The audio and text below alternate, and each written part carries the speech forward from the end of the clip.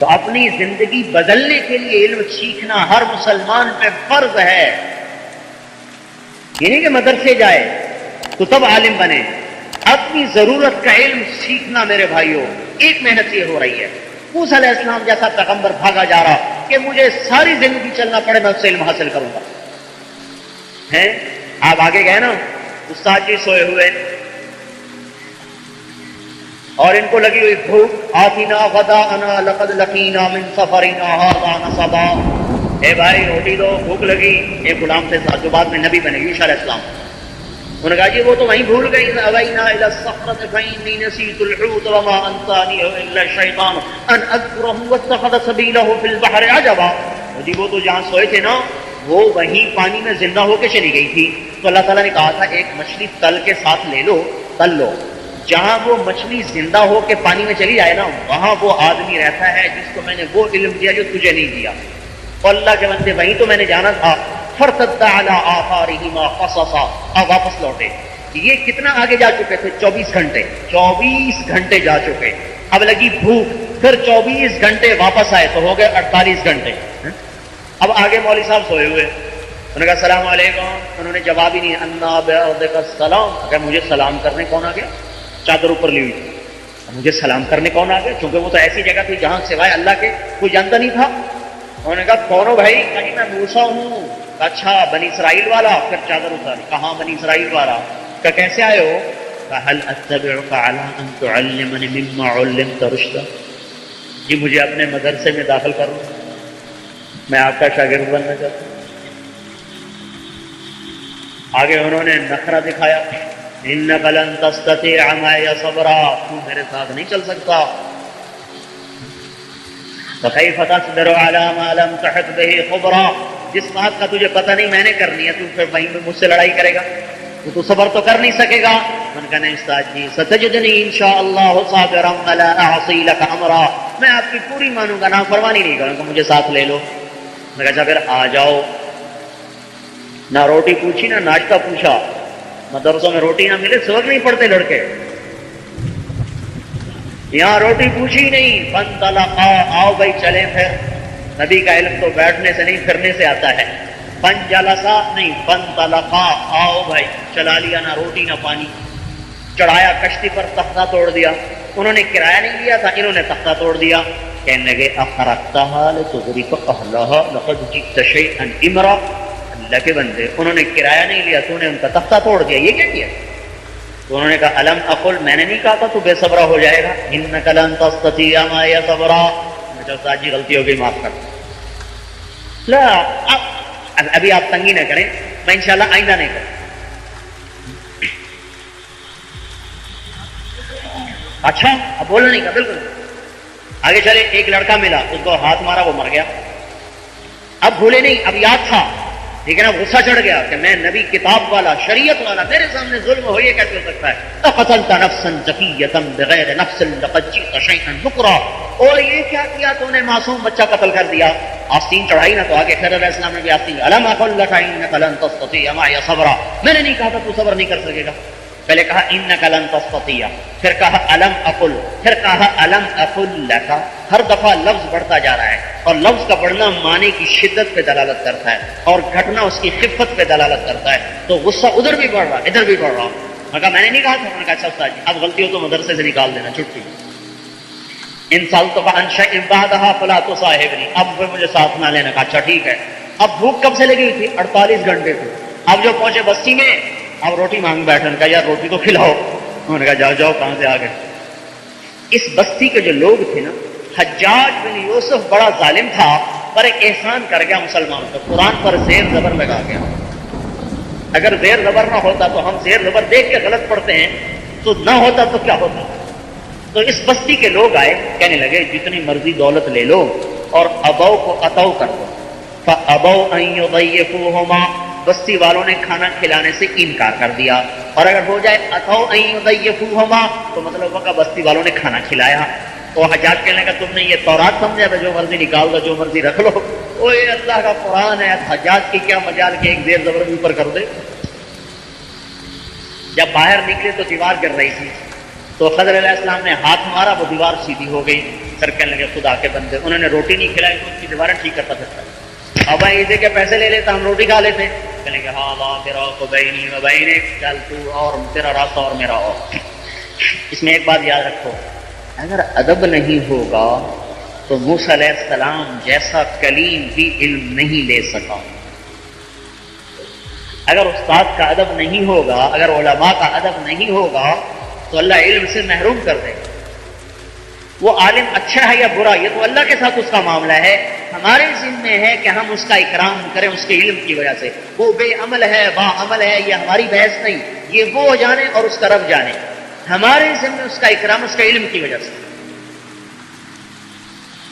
تو موسیٰ علیہ السلام جیسا جلیل القدر پیغمبر خضر علیہ السلام سے علم نہ لے سکا کہ ان کا ادب نہ ہو سکا۔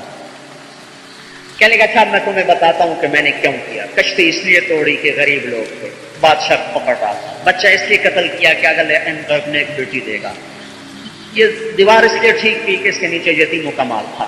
جب جدا ہونے لگے کہنے لگے ایک بات تو بتاؤ، مجھے تو نے ڈانٹا کہ کشتی توڑ دی، ڈوبونے لگا تھا، جب تیری ماں نے تجھے دریا میں ڈالا تھا تو اس کو ڈوبنے کا ڈر کوئی نہیں تھا؟ جیسے وہ اللہ کا حکم تھا یہ بھی اللہ کا حکم تھا۔ میرے تو پیچھے پڑ گیا کہ بچہ قتل کر دیا، جب نے مصری کو قتل کر دیا تھا اور پھر بھاگا تھا مصر چھوڑ کے، اس وقت کیا ہوا تھا؟ وہ بھی اللہ کا امر تھا یہ بھی اللہ کا امر ہے۔ مجھے تو نے کہا کہ نے مفت میں دیوار ٹھیک کر دی، پیسے نہ لیے، اور نے جو شعیب علیہ السلام کی بیٹیوں کی بکریوں کو مفت پانی پلا دیا تھا اور ان سے پیسے نہیں لیے تھے بلکہ وہ دیوار کے پیچھے بیٹھ گیا تھا کہ اللہ روٹی تو ہی کھلائے گا، تو اس وقت کیا تھا؟ وہ بھی اللہ کا امر تھا یہ بھی اللہ کا امر ہے۔ ہمارے اندر علم کا شوق کوئی نہیں، سکولوں کے پڑھانے میں چکر، ڈاکٹر بنانے کے شوق، انجینئر بنانے کے شوق، تاجر بنانے، اب ٹھیک ہے یہ ہمارے شعبے ہیں، ہم نے ڈاکٹر بھی بنانے ہیں، انجینئر بھی بنانے ہیں، تاجر بھی بنانے ہیں، سپاہی بھی بنانے ہیں، جرنیل بھی بنانے ہیں، اور محمدی پہلے بنانے ہیں۔ انہیں پتہ تو ہو میرا اللہ مجھ سے کیا چاہتا ہے۔ یہ علم سیکھو میرے بھائیوں، اگر جاہل مر گئے تو 2 ٹکے کے نہیں ہوں گے اللہ کی بارگاہ۔ جس کو نماز کے فرائض کا پتہ نہ ہو یہ حال ہو، وضو کے فرائض کا پتہ نہ ہو، استنجے کے طہارت کا پتہ نہ ہو، غسل کا پتہ نہ ہو، تو باقی دین کا اسے کیا پتہ ہو؟ اس لیے بھائیو علم یہ محنت، اس کے ساتھ قرآن اور ذکر کی محنت ہے کہ قرآن کے ساتھ جی لگاؤ اور اللہ کے ذکر کے ساتھ جی لگاؤ۔ عبداللہ ابن مسعود کی ایک بات سناتا ہوں، اطلب قلبک عند 3 مواطن، 3 جگہ میں دل کو دیکھو، عند سماع القرآن، دیکھو تمہارا قرآن میں دل لگتا ہے کہ نہیں، فی مجالس الذکر، اللہ کے ذکر کی مجلس میں دیکھو تمہارا دل لگتا ہے کہ نہیں، فی اوقات الخلوہ، اکیلے بیٹھ جاؤ اکیلے، پھر دیکھو تمہارا دل اللہ کو یاد کرتا ہے کہ نہیں۔ اگر فإن لم تجدہ فی هذه المواطن، اگر تیرا دل نہ قرآن میں لگے نہ ذکر میں لگے نہ تنہائی میں اللہ کی طرف لگے تو فصل اللہ ان یمن علیک بقلب فإنہ لا قلب لک، تو اللہ سے مانگ اللہ تجھے دل دے، تیرا دل مر گیا۔ کام سب مردہ ہیں الا ماشاء اللہ۔ بھائی دل زندہ کرو، یہاں درد ہو نا تو ڈاکٹر کے پاس جاتا ہے، چاہے ویسے ہی درد ہو، ریڑھ کا درد ہو، پٹھوں کا درد، بھاگتا میرا دل دیکھنا ذرا، وہ دل مر گیا۔ اللہ کے نبی کے علم کے مطابق جس دل کو قرآن کا شوق نہیں، ذکر کا شوق نہیں، اکیلے بیٹھ کے اللہ کو یاد کرنے کا شوق نہیں، وہ مر گیا، قصہ تمام ہو گیا۔ لہذا یہ محنت کرو کہ اللہ کے ذکر سے جی لگ جائے،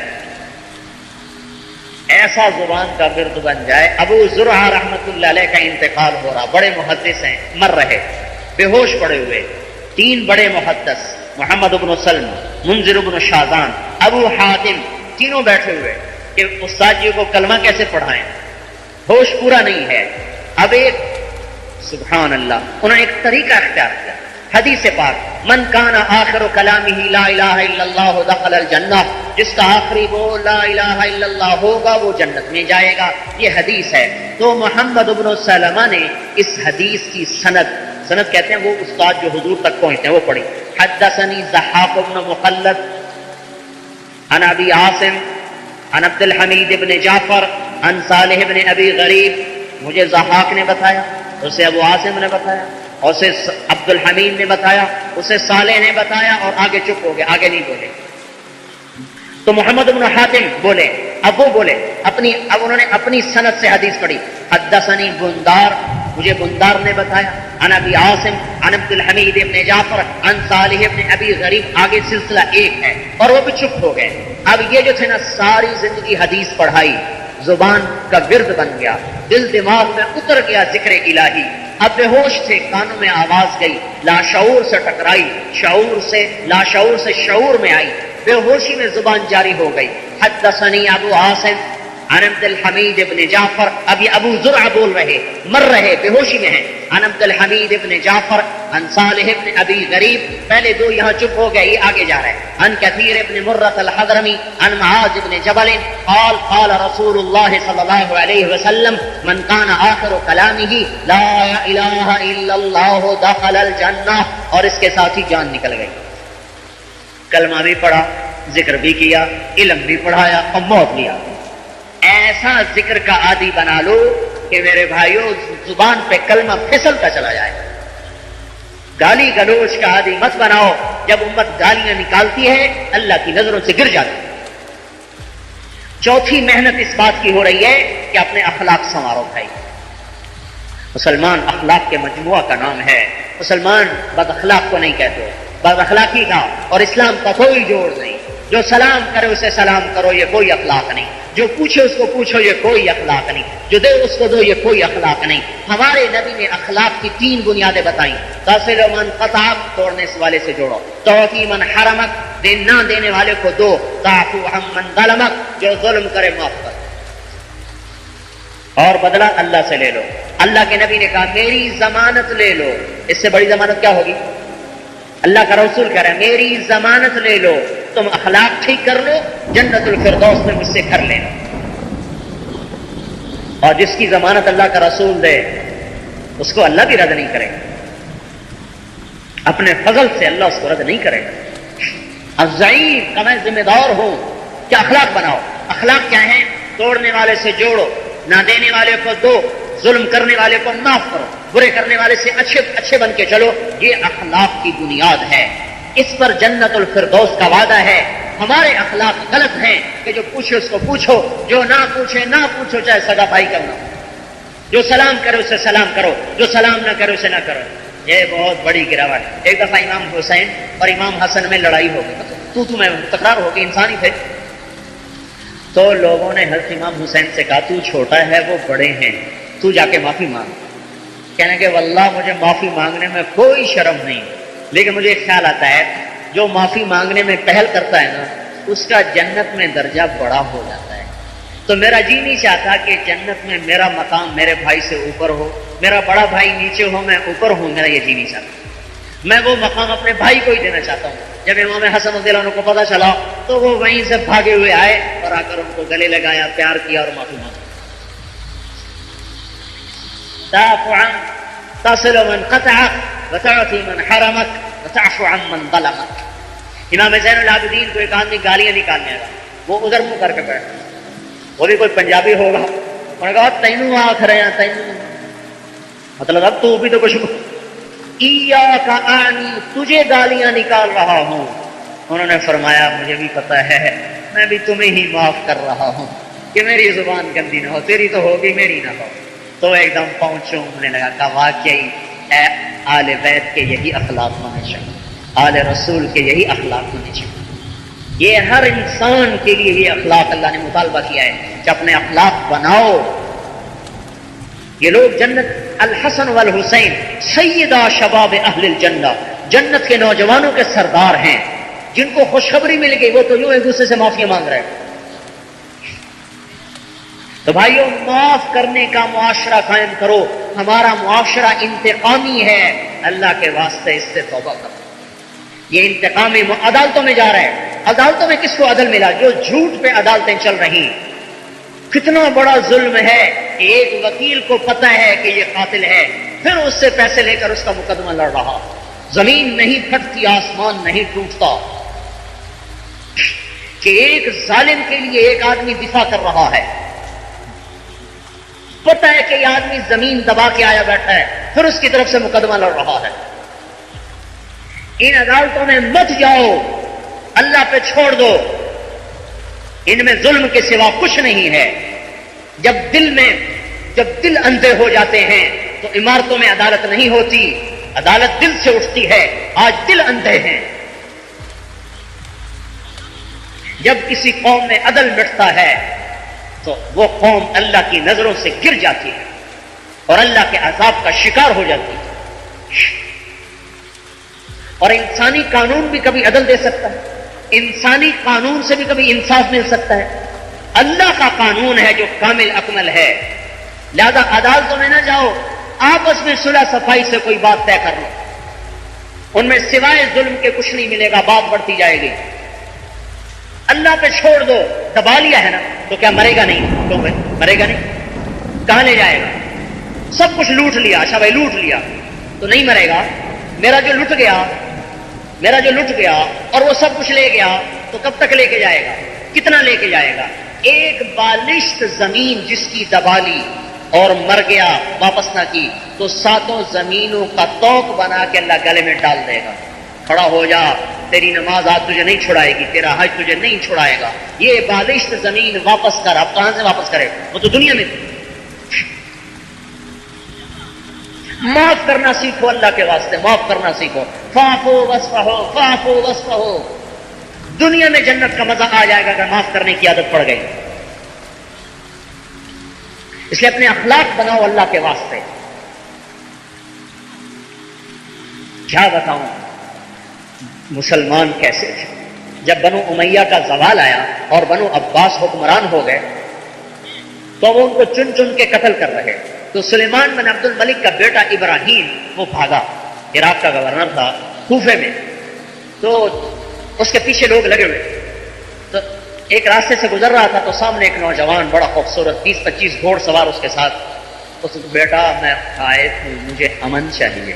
ان کا چچا آ جائیں میں آپ کو امن دیتا ہوں۔ وہیں اپنا ان کو گھر رہ گیا، ایک خادم ان کے لیے مقرر کر دیا۔ صبح وہ نوجوان نکلتا ہتھیار سجا کے 20-25 اپنے غلاموں کو لے کر شام کو واپس آتا۔ 8 دن گزر گئے تو یہ ابراہیم کہنے لگے بیٹا تو صبح نکلتا ہے شام کو آتا ہے ہتھیار لے کے، کیا بات ہے؟ کہنے لگے چچا مجھے پتا چلا ہے کہ میرے باپ کا ہلاک کر ڈالو، تمہارے خالق کے نزدیک کاش میں نکلتا ہوں کہ ملے تو اس کو قتل کر کے اپنے باپ کا بدلہ برابر کروں۔ کہنے لگے تیرے باپ کا قاتل کون ہے؟ کہنے لگا ابراہیم بن سلیمان، یہی جس کو پناہ دی۔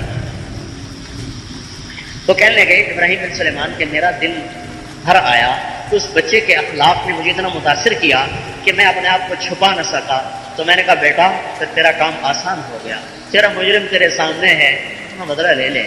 تو اس کے ہونٹوں پہ غمگین سی مسکراہٹ آئی۔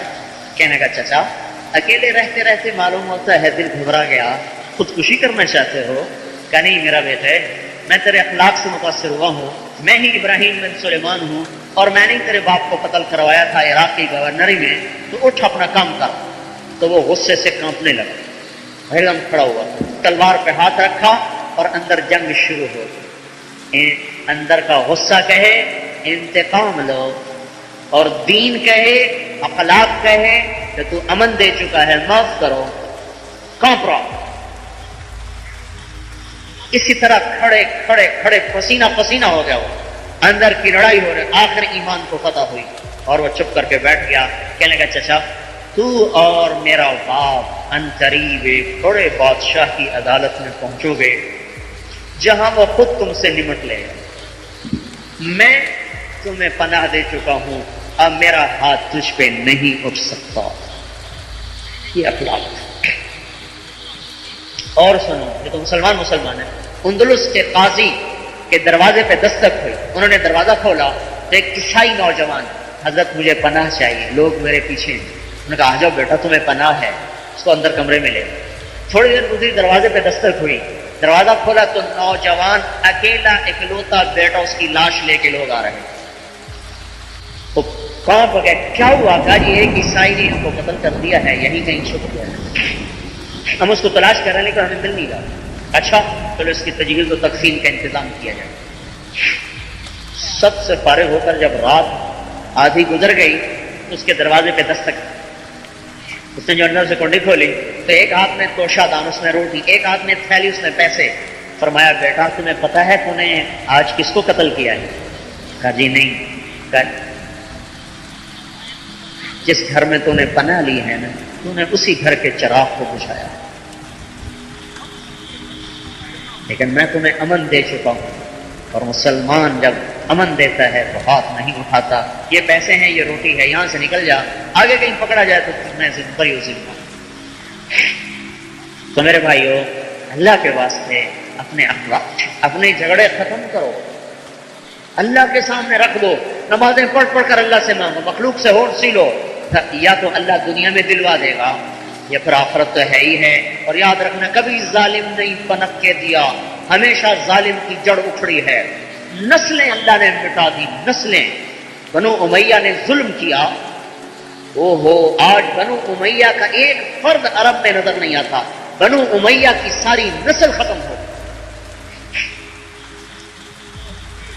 ایک فرد نظر نہیں آتا بنو امیہ کا۔ پھر وہ عرب ملکوں میں۔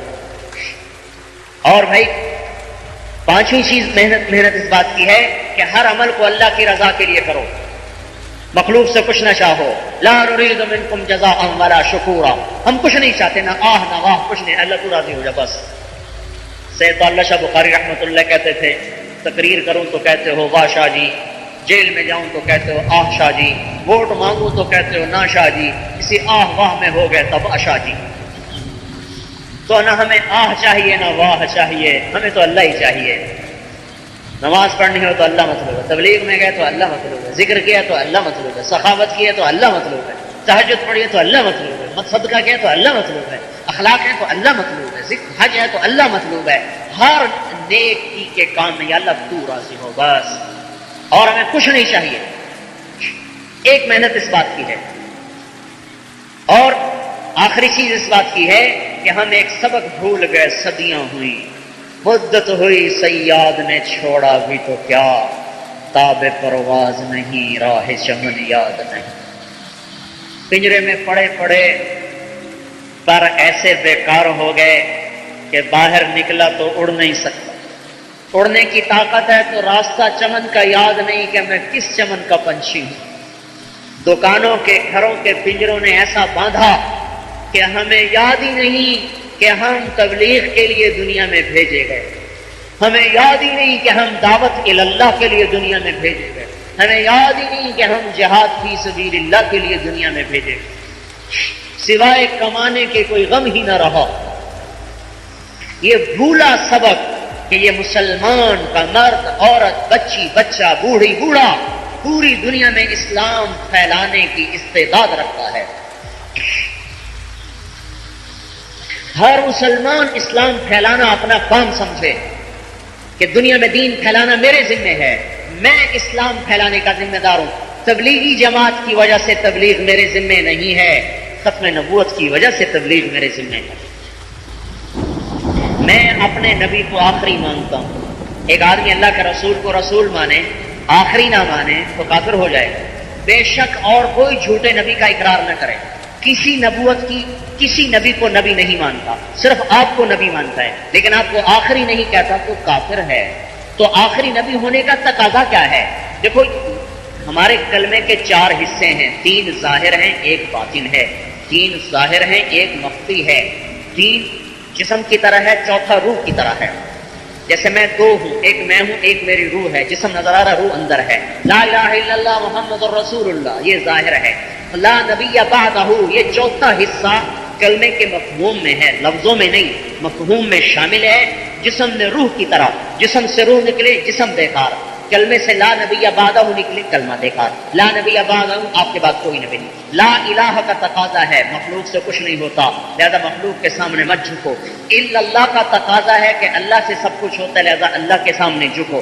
محمد الرسول اللہ کا تقاضا ہے کہ آپ اللہ کے رسول ہیں، لہذا محمدی بنو۔ لا نبی بعدہ کا تقاضا ہے کہ تبلیغ کرو۔ رائمنڈ والوں کا تقاضا نہیں ہے، تبلیغی جماعت کا تقاضا نہیں ہے کہ یہ آ جاتے ہیں آپ کو کہتے ہیں چلے لگاؤ، یہ اللہ کا رسول کہتا ہے کہ میرے دین کو پھیلاؤ۔ پھیلانے کے لیے وقت مانگتے ہیں، یہ وقت کی ترتیب ہے، چلا 4 مہینے، یہ کوئی بدعت نہیں ہے، نہیں تو سارے مدرسے بدعت ہو جائیں گے۔ سیکھنے کے لیے ہے، علم سیکھنے کے لیے مدرسے بنے، علم سیکھنے کے لیے کتابیں بنی، علم سیکھنے کے لیے کتابیں چھاپی گئیں۔ حضور کے زمانے میں تو کتابیں نہیں چھاپی گئی، حضور کے زمانے میں تو مدرسے کوئی نہیں تھے، پہلا مدرسہ 357 ہجری میں نہیں 304 ہجری میں 357 میں ایک اور واقعہ ہوا ہے 304 ہجری میں پہلا مدرسہ مصر میں بنایا گیا اور اللہ اس کا بھلا کرے جس نے بنایا. اگر مدرسے نہ بنتے تو دنیا سے علم مٹ جاتا. یہ علم کو بچانے کے لیے تھے. چلا 4 مہینے یہ کوئی دین میں اضافہ کوئی نہیں, یہ دین سیکھنے کے لیے. جیسے ہم نے 8 سال پڑھا, کون سی حدیث میں لکھا ہوا ہے 8 سال پڑھو تو عالم بن جاتا ہے؟ کوئی نہیں. یہ ایک نظم ہے, ایک نظام ہے. چلا 4 مہینے ایک نظام ہے. بھائی دین سیکھنا ہے, دین کو پھیلانا ہے, کچھ وقت تو لگے گا. بھائی 4 مہینے لگا ہے, چلا لگا, اس کی ایک ترتیب بنائی گئی ہے. باقی چلا تو ثابت ہے. موسیٰ علیہ السلام سے چلا لگوایا کوہ طور پر, تب تورات عطا فرمائی. جو 40 دن تکبیر اولیٰ سے نماز پڑھے اس کو 2 پروانے ملتے ہیں. جو 40 دن اللہ کے لیے خالص کر دے تو اس کے دل میں حکمت کے چشمے جاری ہو جاتے ہیں. تبلیغی جماعت والے ذمے نہیں لگا رہے. ختم نبوت کی وجہ سے تبلیغ ذمے لگ رہی ہے. کہاں لگی؟ مینا کی وادی میں. کیسے لگی؟ نبوت کا 11واں سال ہے اور آپ کی کوئی سننے والا نہیں ہے. آپ کو مدینے کے 6 آدمی ملتے ہیں, عبداللہ بن رواحہ, ابو الحسن بن تیہان, سعد بن الربیع, اسد بن زرارہ, عبادہ بن صامت, نعمان بن حارثہ. آپ ان کو دعوت دیتے ہیں, یہ مسلمان ہو جاتے ہیں. ان کی خوشی میں آپ نے سال پورا گزارا. 12واں سال نبوت کا آیا اور جولائی میں حج ہے. مدینے سے 12 آدمی آئے, 5 یہ, ان میں ایک نہیں آئے, 7 اور آئے, 12 ہوئے. انہوں نے بیعت کی. پھر غار کو صاف کیا, اپنی پگڑی سے سوراخ بند کیے, پھر کرتا اتار کے پھاڑ کے سوراخ بند کیے. پھر آپ کو دعوت دیا, اندر آئے. جب اندھیرا چھٹا تو آپ نے دیکھا ابو بکر کا کرتا کوئی نہیں. کہا ابو بکر تیرا کرتا کہاں ہے؟ کہا یا رسول اللہ میں نے سوراخ بند کیے. تو آپ کی آنکھوں میں آنسو آئے. کہا یا اللہ میں ابو بکر سے راضی ہوں, تو بھی اس سے راضی ہو جا اور جنت میں میرا ساتھی بنا دے. اللہ تعالیٰ نے فوراً وحی بھیجی, ہم راضی ہیں اور جنت میں آپ کے ساتھی بناتے ہیں. 27 کی رات, 28 کی رات, 29 کی رات, 3 راتیں 2 دن رہے. یکم ربیع الاول کو نکلے, 8 ربیع الاول کو قباء میں پہنچے, 14 دن قیام فرمایا اور جمعے کے دن 500 مدینے والوں کے ساتھ مدینے کو چلے. بنو سالم کے محلے میں جمعے کی نماز پڑھائی اور سنیت الوداع سے عصر کے قریب آپ مدینے میں داخل ہوئے. 10 برس پھر آپ نے محنت فرمائی ہے, جس میں قتال بھی ہوا, جہاد بھی ہوا, امر بالمعروف بھی ہوا, نہی عن المنکر بھی ہوا, سارے احکام وہاں نازل ہوئے. پھر آپ نے حج کا اعلان کیا. آپ نے 24 ذو الحج کو ہفتے نماز پڑھی ہے اور آپ ظہر کی نماز پڑھ کے نکلے اور وہاں ذوالحلیفہ میں قیام فرمایا. 12,000 مرد عورت آپ کے ساتھ ہیں. اور جب آپ مکے میں پہنچے تو 1,24,000 ہو چکے ہیں. آپ عمرے کے لیے باب بنی شیبہ سے بیت اللہ میں داخل ہوئے. آپ نے طواف کیا, پھر سعی کی, پھر وادی ابتہ میں جا کے قیام فرمایا 4 دن. پھر اس کے بعد آپ مینا میں گئے جمعرات کو, عرفات میں گئے جمعے کو. جمعے کا حج تھا اور خطبہ دیتے ہوئے یہ آیت آئی, الیوم اکملت لکم دینکم واتممت علیکم نعمتی ورضیت لکم الاسلام دین. میں اللہ ہم نے دین مکمل کر دیا, اسلام مکمل کر دیا. پھر آپ شام کو نکلے, مزدلفہ میں آئے, مزدلفہ سے مینا میں آئے اور آ کر کنکریاں ماری. حضرت بلال نے چادر سے سایہ کیا, حضرت اسامہ نے اونٹنی کو پکڑا. پھر آپ واپس ہوئے اور آپ نے 63 اونٹ کی قربانی دی. 37 کی حضرت علی نے دی اور 63 کی آپ نے دی. پھر آپ نے ابو طلحہ رضی اللہ تعالیٰ عنہ کو بلایا, سر کے بال منڈوانے کے لیے سیدھے طرف کے بال منڈوائے. کہا یہ میرے صحابہ میں تقسیم کر دو, تو وہ بال تفرقاً سب میں بانٹ دیے گئے. پھر الٹی طرف کے بال منڈوائے. کہا یہ سارے تجھے ہدیہ. وہ سارے بال ابو طلحہ کو عطا فرمائے, آدھے سر کے صحابہ کو, آدھے سر کے ابو طلحہ کو. اس کے بعد آپ نے یہاں خطبہ دیا اور اس میں اعلان فرمایا, فَلْيُبَلِّغِ الشَّاهِدُ الْغَائِبَ, میرے بعد تبلیغ کرنا تمہارے ذمہ ہو گیا. تو تبلیغ کا کام تبلیغی جماعت کی وجہ سے ہمارے ذمے نہیں. یہ بات سمجھ میں آئی کہ نہیں؟ تبلیغی جماعت کی وجہ سے نہیں, نہ ان کی وجہ سے ہے, نہ ان کی وجہ سے نہیں. ہمارے لیے تبلیغ والے نمونہ نہیں ہیں. یاد رکھنا, ایک بات عرض کر دوں, نماز کے لیے نمازی نمونہ نہیں. ہم کسی نمازی کی بد عملی کو دیکھ کے کبھی نماز چھوڑتے ہیں؟ کوئی نمازی بتا دے کہ میں نے فلاں نمازی کو دیکھا وہ رشوت دیتا تھا لہذا میں نے نماز چھوڑ دی. کیوں؟ اسے پتہ ہے نماز حکم الہی ہے اور نمازی ایک بشر ہے, غلطی بھی کر سکتا ہے. کسی روزے دار کی برائی کی وجہ سے روزہ چھوڑا؟ کبھی روزہ حکم الہی ہے. کسی حاجی کی برائی کی وجہ سے کوئی حج چھوڑتا ہے؟ تو کسی تبلیغ والے کی برائی کی وجہ سے تبلیغ کیوں چھوڑ دیں؟ اگر تو تبلیغ رائمنڈ کی وجہ سے ہے اور میری وجہ سے ہے، پھر میری برائی کی وجہ سے تبلیغ چھوڑ دیں. اور اگر تبلیغ اللہ کا حکم اور نبی کا حکم ہے تو پھر میں برا ہوں پھر بھی کرنی پڑے گی، میں اچھا ہوں پھر بھی کرنی پڑے گی، میں با عمل ہوں پھر بھی کرنا پڑے گا، میں بے عمل ہوں پھر بھی کرنا پڑے گا. حکم کا معیار افراد نہیں ہے. نماز کی پرکھ نمازی نہیں، نماز کی پرکھ قرآن حدیث ہے. اگر اللہ نے کہہ دیا، رسول نے کہہ دیا، کرنا ہے. تبلیغ کے لیے تبلیغ والا معیار نہیں ہے کہ تبلیغ میں چلے لگا کے بھی کیا کرتے ہیں، ایسی تبلیغ کا کیا فائدہ، کیا کہتے ہیں ایسی تبلیغ کا کیا فائدہ، چلو بھائی وہ تو ایسا کرتا ہے آپ ٹھیک کریں. جیسے کہتے ہیں ایسی نماز کا کیا فائدہ. یاد رکھنا دین کا کوئی عمل فائدے سے خالی نہیں. ایک آدمی داڑھی بھی رکھے جھوٹ بھی بولے، ایک آدمی داڑھی منڈائے جھوٹ بھی بولے، تو ہمارے معاشرے میں یہ ہے کہ داڑھی رکھنے والا بڑا مجرم ہے اور داڑھی منڈانے والا چھوٹا مجرم ہے. کیونکہ داڑھی منڈانے سے سارے حرام حلال ہو جاتے ہیں اور داڑھی رکھنے سے سارے حرام حرام ہو جاتے ہیں.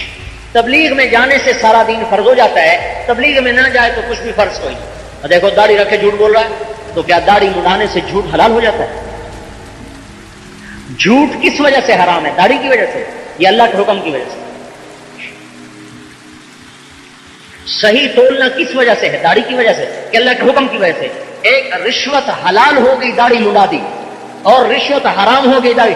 چلا لگایا تو جھوٹ بولنا حرام، چلا نہیں لگایا تو جھوٹ بولنا حلال. یہ ایسی جہالت شیطان نے پھیلا دی. انہوں نے کہا جی داڑھی رکھ کے گناہ کریں تو شرم آتی ہے. میں کہتا ہوں کلمہ پڑھ کے گناہ کریں تو شرم نہیں آتی، تو داڑھی رکھ کے گناہ کرنے سے شرم کا کیا مطلب ہے؟ داڑھی سے شرم نہیں، کلمے سے شرم ہے. یہ بات سمجھنے کی ہے. شرم کلمے کی ہے، کلمے کی. کلمہ کہتا ہے جھوٹ نہ بولو، داڑھی نہیں کہتی جھوٹ نہ بولو. کلمہ کہتا ہے سچ بولو، داڑھی نہیں کہتی سچ بولو، داڑھی نہیں کہتی سچ بولو. تبلیغ نہیں کہتی سچ بولو، کلمہ کہتا ہے سچ بولو. چلے لگانے سے اسلام فرض نہیں ہوا، کلمہ پڑھنے سے اسلام فرض ہوا ہے. اور دیکھو جی 1 سال تبلیغ میں لگا لیا پھر بھی اس کا یہ حال ہے، تو سال نہ لگائے تو پھر جو مرضی کرے. اگر تبلیغ میں چلہ نہ لگائے تو پھر سارے حرام حلال ہو گئے، اور چلہ لگا لے تو سارا دین فرض ہو گیا. یہ بہت بڑی غلط فہمی ہے. حج کر لے تو سارے گناہ اب سارے حرام اس کے لیے حرام ہو گئے، اور حج نہ کرے تو ساری چھٹی. انہوں نے کہا جی اکٹھا ہی معاف کراواں گے، اور پہلے ہی مر گئے. پھر میرے بھائیو دین کا تعلق قرآن حدیث سے ہے، افراد سے نہیں ہے. سچ قرآن کہتا ہے بولو. تبلیغ اور داڑھی کی وجہ سے سچ فرض نہیں ہوا.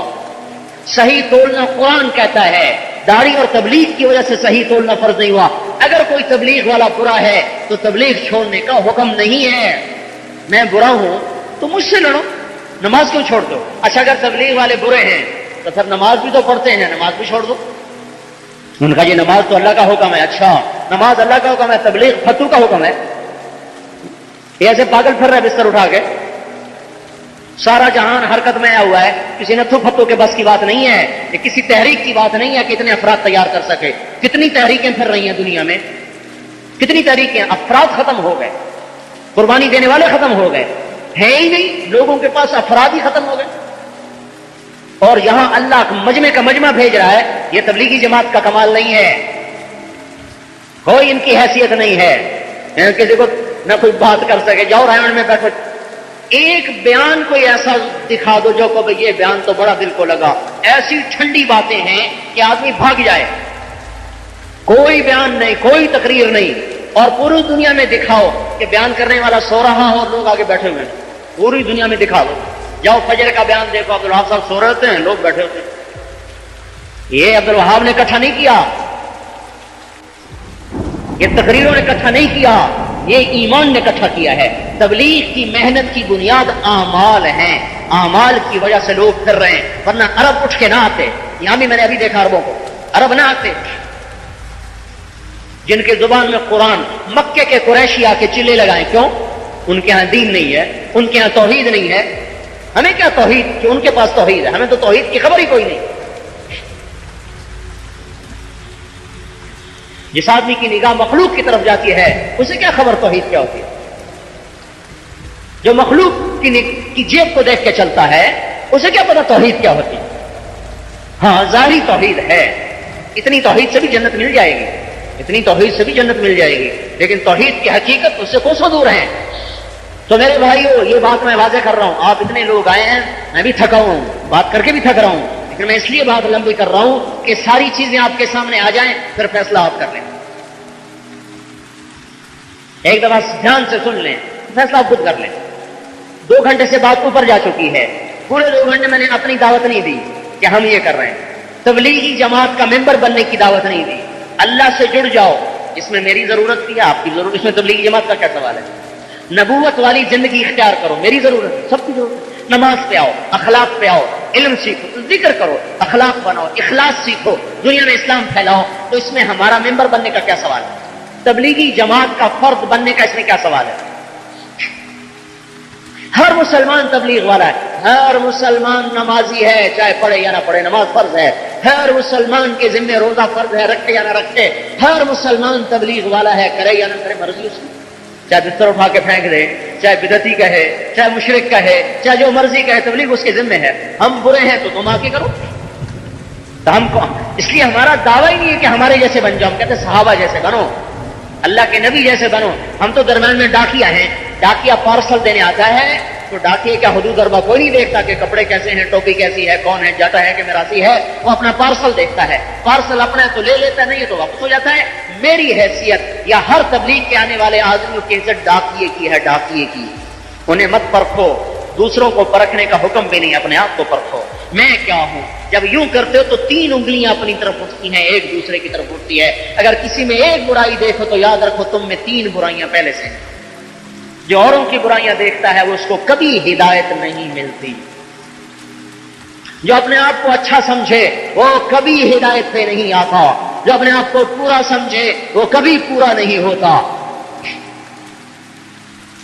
ہم تو ناقص، ہمارا دعویٰ ہی نہیں کہ ہم باعمل ہیں، ہم تو بھائی ہم بھی عمل سیکھ رہے ہیں، تم بھی عمل سیکھو، اور یہ ختم نبوت سے اس کو جوڑو، رائمنڈ سے مت جوڑو، تبلیغی جماعت سے مت جوڑو، تبلیغ کو ختم نبوت سے جوڑو، تو پھر سب کے دل میں ہوتا ہے۔ اسی لیے تو سارے لوگ آ رہے ہیں، عرب کیا، عجم کیا، کالے کیا، گورے کیا، امریکن کیا، افریقن کیا، ایشین کیا، آسٹریلین کیا، دیکھو بھرا پڑا رہا ہے۔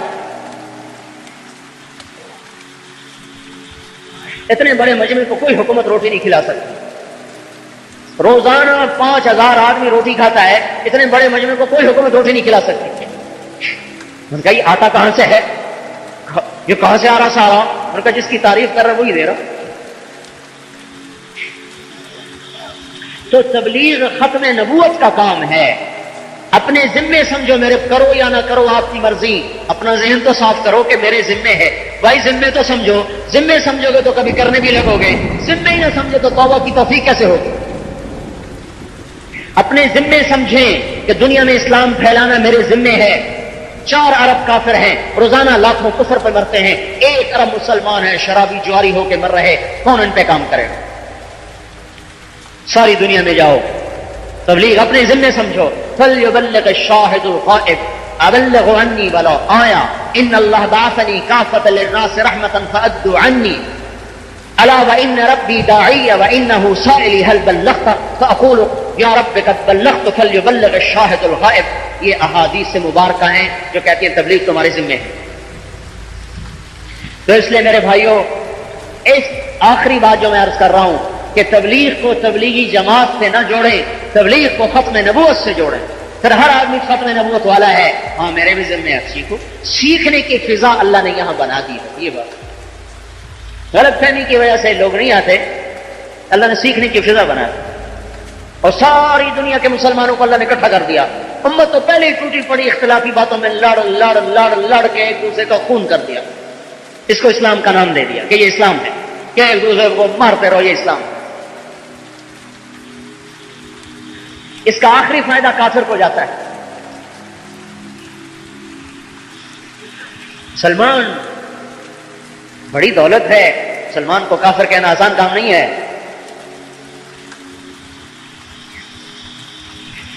ادنا سے ادنا مسلمان قیامت کے قریب تو نہ نماز ہوگی، نہ روزہ، نہ حج، نہ زکات، کچھ بھی نہیں، صرف کلمہ ہوگا. اللہ ان کی برکت سے قیامت کو نہیں آنے دے گا. اس کلمے والے کے وجود کی وجہ سے قیامت نہیں آئے گی. جب یہ مر جائیں گے پھر قیامت آئے گی. تو آج کے مسلمان تو بڑے اچھے ہیں، کچھ نہ کچھ تو اللہ کو یاد کر ہی لیتے ہیں، کتنا ہی گیا گزرا کیوں نہ. ایک ہمارا عزیز تھا بالکل شرابی، بیچارہ اسی میں مر گیا. ایک دن میں اس کی گاڑی میں جا رہا، وہ گاڑی جا رہا، میں ساتھ بیٹھا، اس سے کہنے لگا جب سے میں نے ہوش سنبھالا ہے میں نے بیت اللہ کی طرف منہ کر کے کبھی چھوکا نہیں. حیران ہو گیا یا اللہ، کبھی ہمیں اس کا خیال نہیں گزرا. اور وہ بیچارہ ساری زندگی نشے کرتا کرتا نشوں میں مر گیا، لیکن اس کے اندر کا حال یہ تھا کہ بیت اللہ کی طرف منہ کر کے کبھی چھوکا نہیں. اللہ اکبر. سے کسی مسلمان کو حقیر نہ سمجھو، پتہ نہیں کون سی بات اللہ کو پسند آئی پڑی ہو اور آپ اس کے عیب نکال رہے ہو اور وہ بخشا جا چکا ہو. تو تبلیغ اللہ کا حکم ہے، اللہ کے رسول کا حکم ہے، لہذا ہمارے ذمے ہے. رائمنڈ کی وجہ سے نہیں، تبلیغی جماعت کی وجہ سے نہیں، ختم نبوت کی وجہ سے ذمے ہے. ساری دنیا میں اسلام پھیلانا ہمارے ذمے ہے. جاؤ پھیلا دو. اتنی بات آپ نے مینا میں کہی اور پھر اس کو صحابہ نے سچ کر کے دکھایا. 10 ہجری میں آپ کا انتقال ہوا اور 90 ہجری میں اسلام پاکستان میں آ گیا. 80 سال کے اندر اندر اسلام ملتان تک، دیپال پور تک، کشمیر تک اور کاشغر تک اور سینیگال تک، چاڈ تک، شمالی افریقہ، جنوبی فرانس، پرتگال، سارا اندلس، استنبول کے دروازوں تک اتنا بڑا حدود دربا ان کے پاؤں کے نیچے سمٹ کے آ گیا. صرف 80 سال کے اندر یہ اسلام پھیلا ہے. 5 صحابہ پنجگور میں ہیں.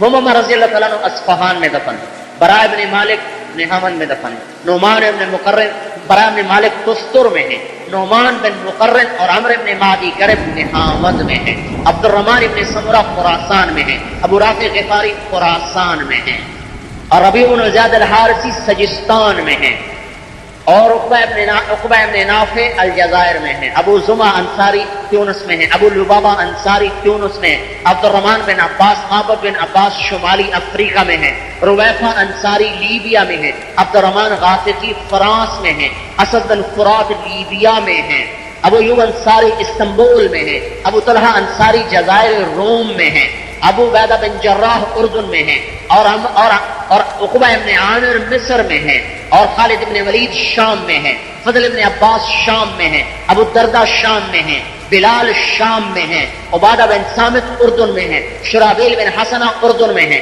زرار ابن ازور اردن میں ہیں، معاذ ابن جبل اردن میں ہیں، عبد الرحمن بن معاذ اردن میں ہیں، عبداللہ ابن رواحہ اردن میں ہیں، زید بن حارثہ اردن میں ہیں، اور جعفر بن ابی طالب اردن میں ہیں. اور یہ ایک لہر جا رہی، یہ صحابہ ہیں، ان کی قبریں بنتی جا رہی اور اسلام پھیلتا جا رہا. ان کے گھر چھوٹے اور ہم تک اسلام آیا. اب ہم کہیں گھر چھوڑنا کہاں لکھا ہوا ہے؟ جہاں لکھا ہے وہاں آپ پڑھتے نہیں، جہاں پڑھتے ہیں وہاں لکھا ہوا کوئی نہیں. تو کیسے مسئلہ حل ہوگا؟ نوائے وقت میں تو نہیں لکھا ہوگا، ڈائجسٹ میں تو نہیں لکھا ہوگا.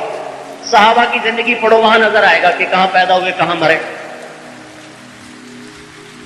تو تبلیغ وہ پرانا سبق ہے، کوئی نئی جماعت نہیں وجود میں آ گئی. اپنا سمجھو، اللہ کرو یا نہ کرو اپنا سمجھو، اپنے ذمے تو سمجھے. ایک آدمی نہ نماز پڑھے نہ ذمے سمجھے، وہ تو برباد ہو گیا.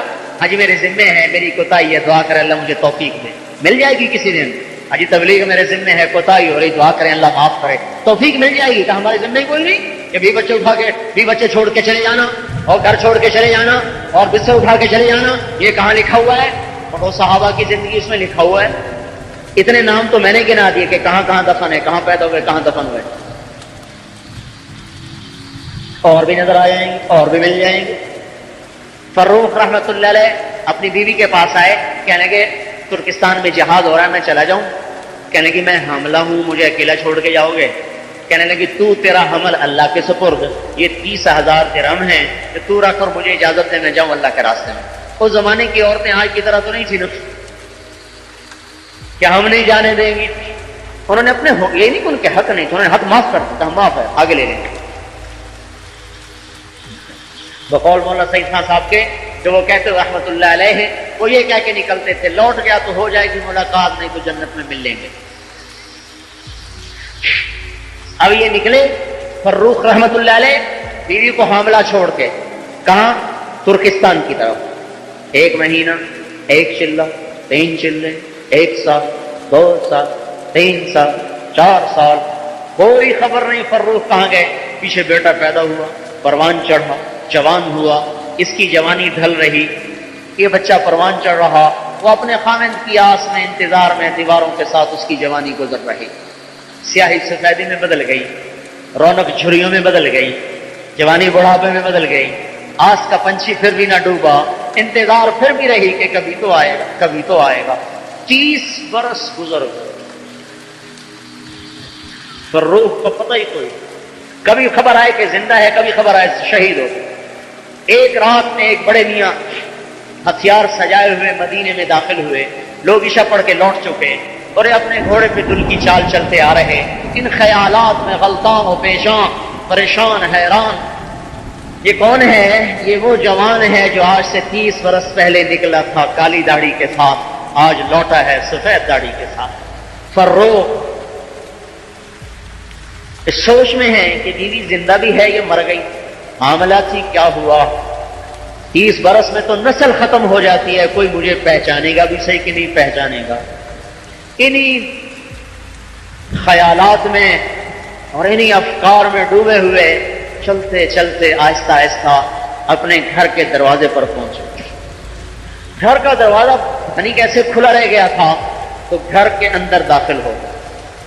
گھوڑے سمیت جو اندر گھوڑے سے اترے، گھوڑے کی آواز، ہتھیاروں کی آواز، ان کے بیٹے تھے ربیعہ، وہ اٹھ کے کھڑے ہوئے، دیکھا تو چاندنی میں ایک بڑے میاں گھوڑے کی لگام پکڑے، ہتھیار سجائے کھڑے ہوئے، ان کے تن بدن میں آگ لگی۔ انہیں آگے بڑھ کے یوں ان کو گریبان سے پکڑا۔ اب بڑے میاں تجھے شرم نہیں آتی؟ مسلمانوں کے گھر میں بغیر اجازت کے داخل ہوتے، پردے دار گھر میں؟ اب یہ بیچارے گھبرا گئے، انہوں نے یوں سمجھا کہ شاید میں غلطی کھا گیا، کسی اور گھر میں آ گیا۔ 30 برس کہنے کہ بیٹا معاف کر دینا، میں یہ سمجھا یہ میرا گھر ہے، میں اپنا گھر سمجھ کے آ گیا۔ تو انہوں نے نا ایک اور جھٹکا دیکھا، اچھا شرم بھی نہیں آتی جھوٹ بولتے ہوئے، ایک غلط کام کیا، ادھر گناہ بدتر از گناہ، اوپر سے کہ تو گھر میرا ہے، چلو میں تمہیں قاضی کے پاس لے کے چلتا۔ اب یہ معذرت کر رہے، وہ غصہ دکھا رہے، اس آوازیں بلند ہوئی تو ماں کی آنکھ کھل گئی، اوپر چوبارے پہ لیٹی ہوئی، انہوں نے کھڑکی کھول کے جو دیکھا تو 30 برس کی ریل چلتے چلتے چلتے چلتے چند سیکنڈ میں 30 برس کی منزل طے ہوئی، اور بوڑھے فروخ میں جوان فروخ کی جھلکیاں نظر آنے لگی اور ان کی چیخ نکل گئی۔ تو انہوں نے گھبرا کے دیکھا میری ماں کو کیا ہوا، ہائے نکلی۔ ربیعہ کہ جی اماں، کہ کس سے لڑ رہے ہو؟ کہ کوئی اجنبی ہے؟ پتا ہے کون ہے یہ اجنبی؟ کہ نہیں، کہ یہ تیرا باپ ہے جس کے لیے میں نے زندگی گزار دی، تیرا باپ ہے۔ پاؤں میں پڑ اس کے، گر گئے قدموں میں، پاؤں چومنے لگے، پاؤں پکڑ لیے، معافی مانگنے لگے، باپ بیٹا گلے مل رہے۔ پڑھو کہانیاں، یہ لکھا ہوا ہے، یہ لکھا ہوا ہے کہ اس طرح گھر چھوڑے۔ فجر کی اذان ہو گئی، میاں بیوی کی کہانی چلتی رہی 30 برس کی۔ کہنے لگے، بیوی نے کہا، وہ بیوی سے کہنے لگے جو پیسے دیے تھے اس کا کیا کیا؟ کہنے لگے مسجد میں جا کے دیکھ لینا۔ کہنے لگے ربیعہ کہاں ہے؟ کہنے لگے وہ تو پہلی اذان پہ چلے گئے۔ جب یہ پہنچے تو اذان، نماز ہو گئی، نماز ہو چکی تھی، تو اپنی نماز پڑھی اور روضہ پر تشریف لائے صلاۃ و سلام پڑھنے کے لیے، کہ اس وقت روضہ اطہر مسجد سے باہر تھا۔ تو آ کر اپنی محبت میں 30 برس کی قضائیاں دینے لگے، سلام پڑھتے رہے، اتنے میں جو نظر پڑی تو مسجد کھچ کھچ بھر چکی، اور ایک نوجوان مسجد پہ بیٹھا درس دے رہا، بینائی کمزور ہو چکی، پہچان نہیں سکے کون ہے، تو پیچھے ہو کے بیٹھ گئے، سنتے رہے۔ جب درس ختم ہوا تو ساتھ والے آدمی سے کہنے لگے بیٹا یہ کون ہے؟ تو وہ کہنے لگے بڑے میاں چچا جان معلوم ہوتا ہے آپ مدینے کے نہیں ہیں، آپ ان کو نہیں جانتے، مدینے کے امام کو نہیں جانتے؟ کہ بیٹا میں وہ تو مدینے کا آیا بڑے مدت کے بعد۔ کہا یہ ربیہ ہیں مالک کے استاد، ابو حنیفہ کے استاد، سفیان ثوری کے استاد، سفیان بن عیینہ کے استاد، اور یحییٰ بن معین کے استاد، اور یہ ان کی تعریف، جیسے کوئی عقیدت میں تعریف کرتا ہے نا۔ تو انہوں نے کہا بیٹا لم تنتسبہ الیہ، تو نے نام تو بتایا، اس کے باپ کا نام ہی نہیں بتایا۔ عرب میں دستور ہے باپ کا نام ساتھ بتاتے ہیں، تو جذبے میں امام کہہ کر ربیہ کہہ کر نام نہیں بتایا۔ کلم تنتسبہ الیہ، تو نے یہ تو بتایا نہیں بیٹا کس کا ہے۔ کہا چچا جان یہ فروخ کا بیٹا ہے، اس کا باپ چلا گیا تھا اللہ کے راستے میں، آج تک لوٹ نہیں۔